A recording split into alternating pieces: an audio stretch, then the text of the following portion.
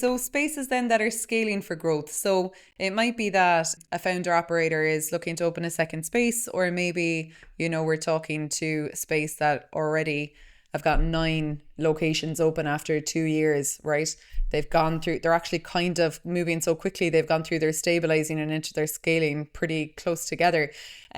Typically, what would you say like a fully scalable co-working tech ecosystem would look like? If you're, a space that's already at multi-location or moving that direction, what are the things you definitely ought to be looking to have in place? So if you are in the privileged position of scaling, and scaling has now become a problem, you've obviously done a hell of a lot right to get there.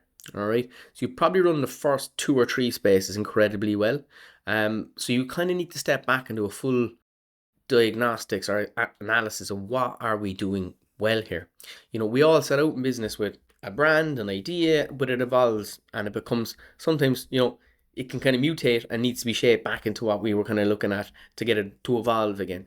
I think it's not uncommon for any business or any startup to kind of get to a stage where say, right, we need to cut back a lot of the noise and get back to the core of what we're doing to then scale from a more, I suppose, a firmer footing, if that makes sense. So, I'm in my 40s now. I do a bit of gardening. I've learned that if you cut a hedge back fairly hard, it grows back nicer next year. That's kind of a sad analogy, but I think you kind of have to do that when you begin scaling, and you need to analyze what you've done well, and then what you also need to do is say, right, what can I do to support this? So you'll have your SOPs, your standards and procedures, and everything else.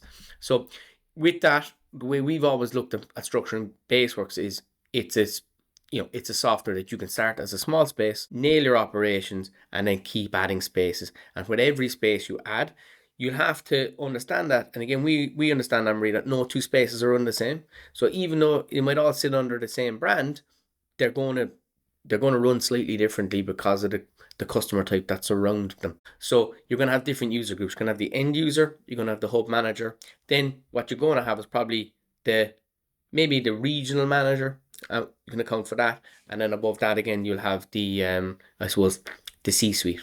So you need the structure for all of those, and then you should feel that adding another space is going to add to your business rather than put pressure on your systems. So from a tech perspective, yeah, I'd absolutely recommend that you go with a software that is going to scale with you. Yeah, and it's probably a great thing to have in view when you're at the greenfield stage. I think most people will start out with an ambition and a vision, and it's good to know that whatever you're choosing in the beginning isn't something you're going to have to migrate off pretty soon, I guess scaling spaces as well, there's this all-in-one kind of aspect that's really attractive for business owners, so that you can have a sense as to what's working well across spaces with a single view, if you like. You're getting the real-time analytics, you're getting feedback, you're able to report to any co-founders or investors or board members that you have, any other stakeholders that you've got involved. So you want to be sure that you're getting a nice clean view of what's actually happening across your spaces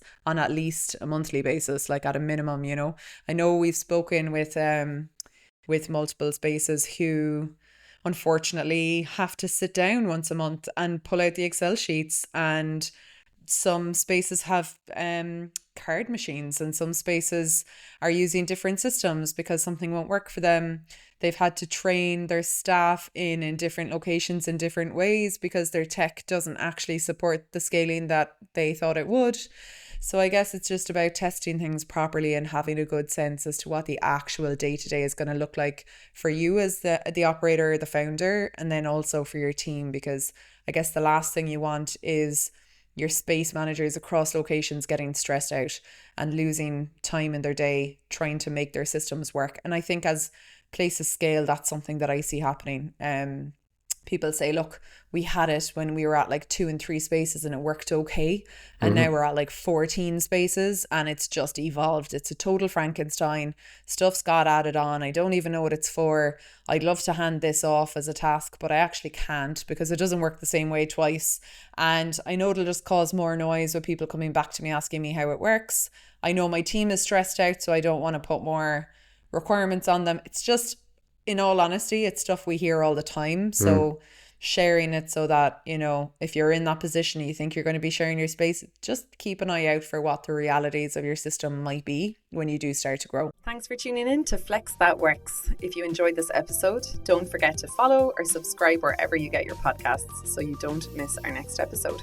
Connect with us on LinkedIn, watch the full episode on YouTube, and you can explore free tools and resources over at baseworks.co. This is Flex That Works, powered by Baseworks, here to help you scale your workspace, making it simpler and less stressful.